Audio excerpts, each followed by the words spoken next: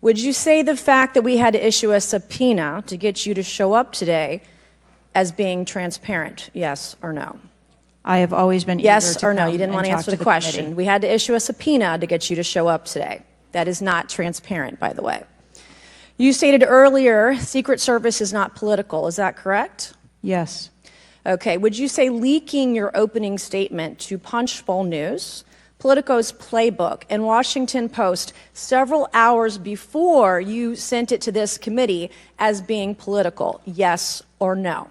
I have no idea how my statement got out. Well, that's bull.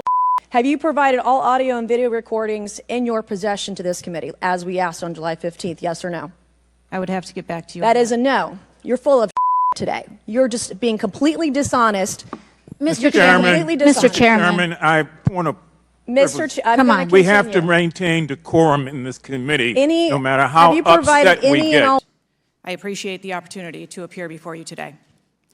The assassination attempt of former President Donald Trump on July 13th is the most significant operational failure of the Secret Service in decades, and I am keeping him and his family in my thoughts. I would like to offer my sincerest condolences to the family of Corey Comparator, a former fire chief and a hero who was killed in this senseless shooting. I would also like to acknowledge those who were injured in Butler, David Dutch and James Copenhagen, and I wish them a speedy recovery. I would be remiss if I did not also extend my condolences on the passing of your colleague, Congresswoman Sheila Jackson Lee. Ms. Jackson Lee was always engaged in the oversight of the Secret Service, and her passing is a great loss to this body. The Secret Service's solemn mission is to protect our nation's leaders. On July 13th, we failed. As a director of the United States Secret Service, I take full responsibility for any security lapse of our agency. We are fully cooperating with ongoing investigations.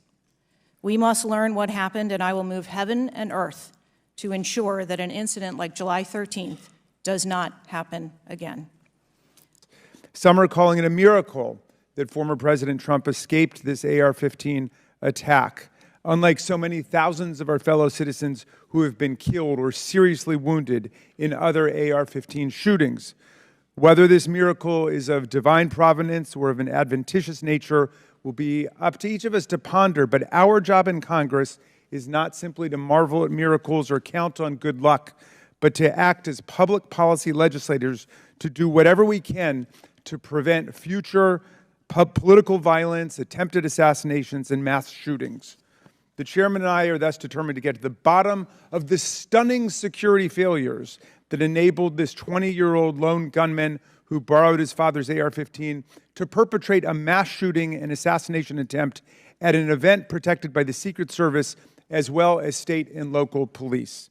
We'll ask hard questions of Director Cheatle today in order to identify and understand the shocking security failures that occurred and to help transform the operations of the Secret Service to prevent anything like this from happening again.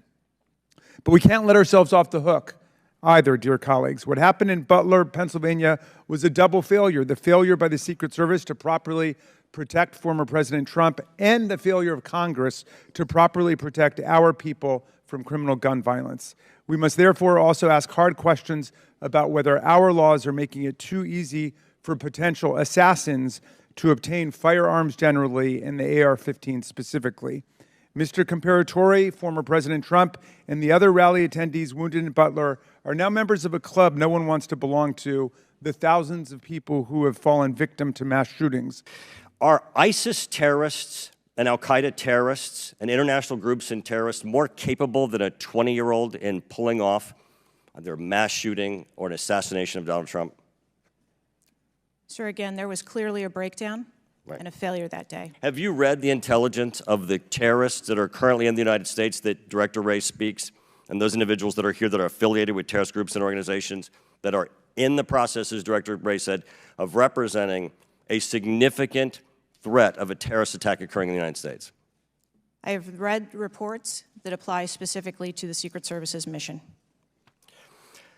Director Cheatle, because Donald Trump is alive, and thank God he is, you look incompetent.